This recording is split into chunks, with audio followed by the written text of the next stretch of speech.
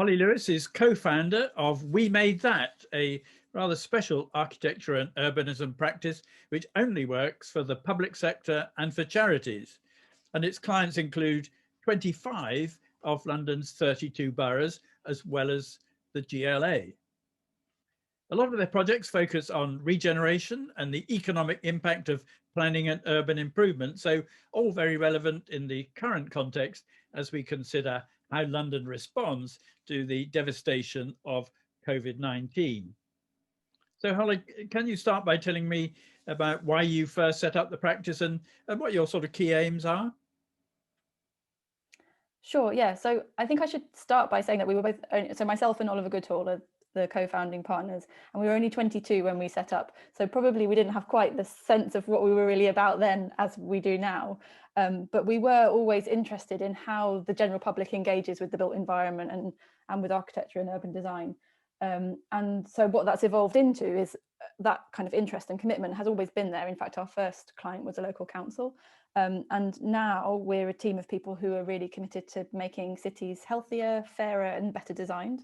And our selective client group, we think, helps us to do that as you've set out.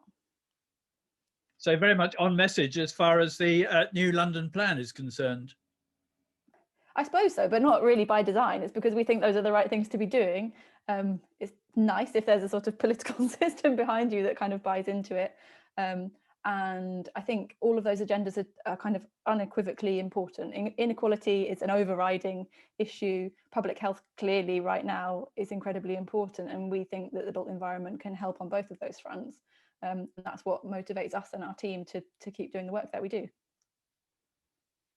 So then London's been losing industrial space at a fairly alarming rate in recent years, and you've done a lot of work on makers and the creative industries, which would seem to me of even greater significance now than it was before COVID hit us. So can you tell me some of the projects you've been working on?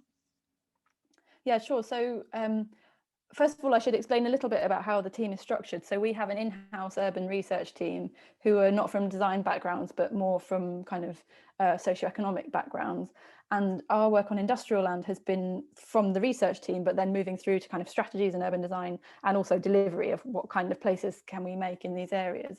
But I think there's a little bit of a sensibility for the underdog in us in a way. And so I think London's industrial places have always been a little bit no-go areas or places that we hadn't really kind of engaged with or thought about, particularly as architects maybe. So we've been doing studies like the industrial intensification and co-location study for the GLA.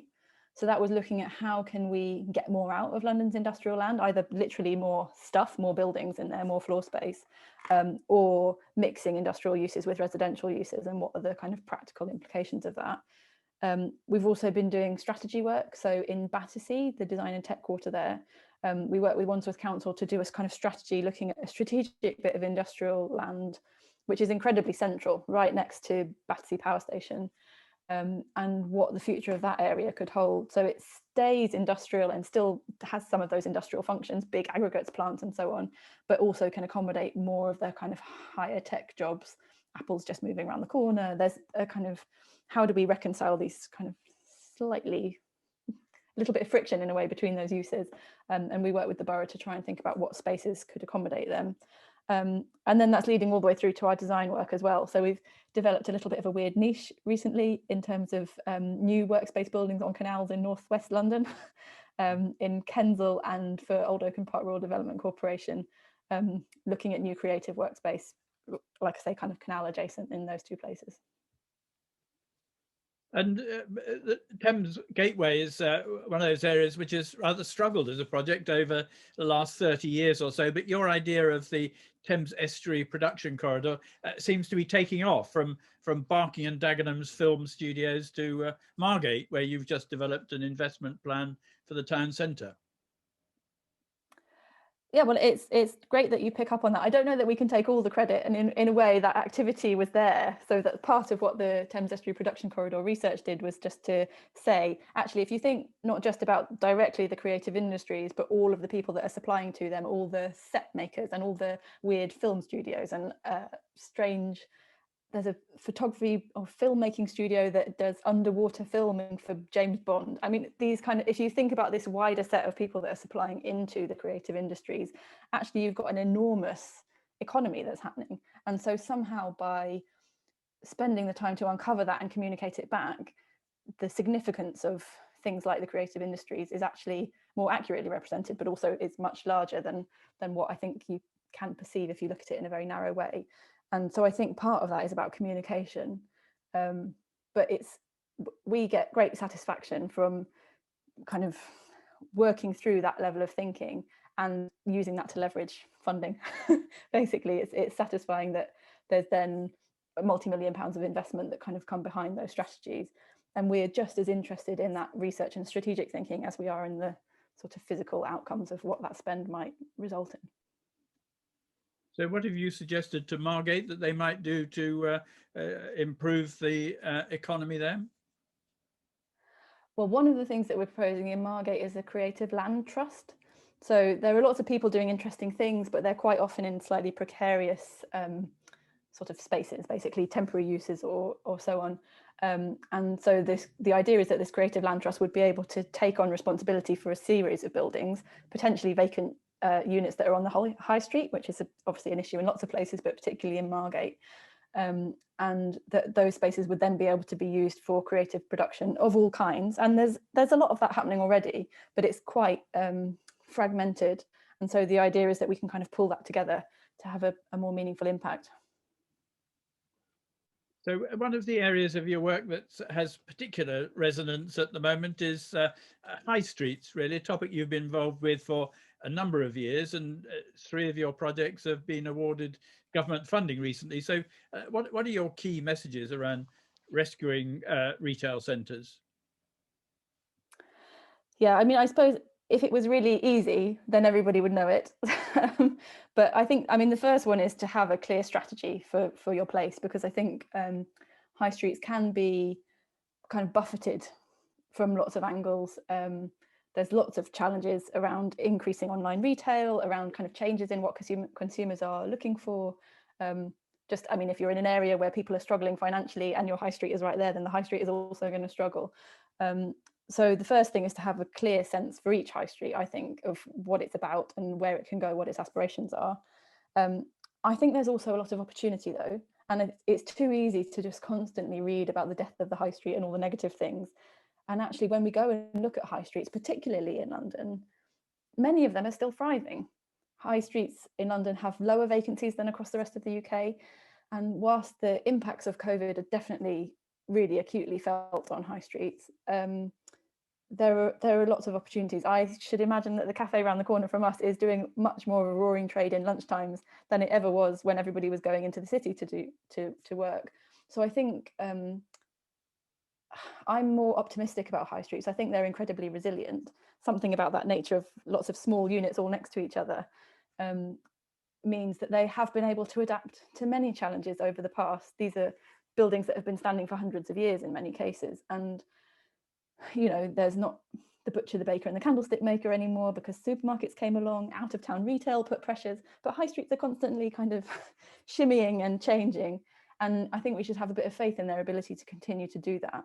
The caveat to that is my kind of third point really, which is that as soon as you put residential in those ground floor units, they're never going to be anything else. And that really is kind of signing a death warrant. Nobody ever walks through a residential neighborhood and thinks like, oh, this is a really buzzing place.